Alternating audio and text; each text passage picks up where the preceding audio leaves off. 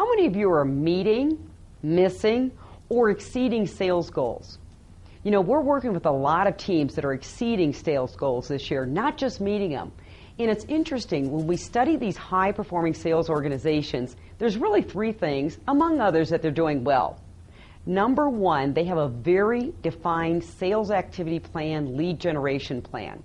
For example, a lot of times when you ask a salesperson, well, tell me about how you bring in leads, how you develop business, you will get the answer that's a some answer. Well, I do some outreaches. I do some networking. I set up some influence meetings. I do some LinkedIn, some social media. Those are what we call vague words, and vague words lead to vague outcomes.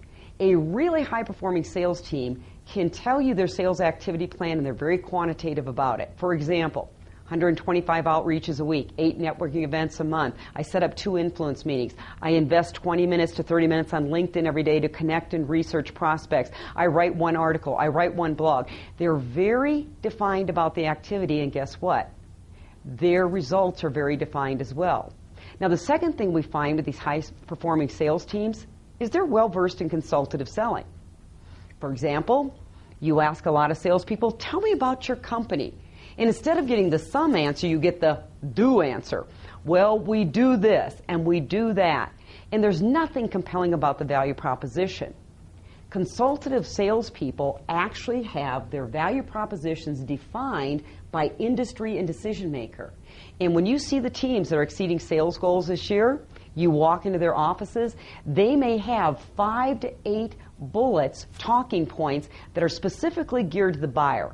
So they sound, look, know what their buyer's world is, and as a result have a greater connection and a conversion to full-blown appointments. And the last thing these high-performing teams do well is that they're teams. They want to be competitive. They are competitive. However, in their desire to be number one at the company, they are still collaborative.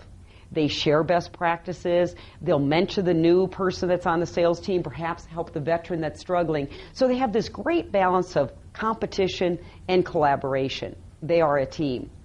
So while all of these things might sound simple, let's face it, simple often doesn't get executed. So get that sales activity plan defined. Work on your consultative selling skills, starting with your value proposition. And you know what? Be a team. Be competitive and be collaborative. I'm Colleen Stanley, President of Sales Leadership. Thanks for joining us.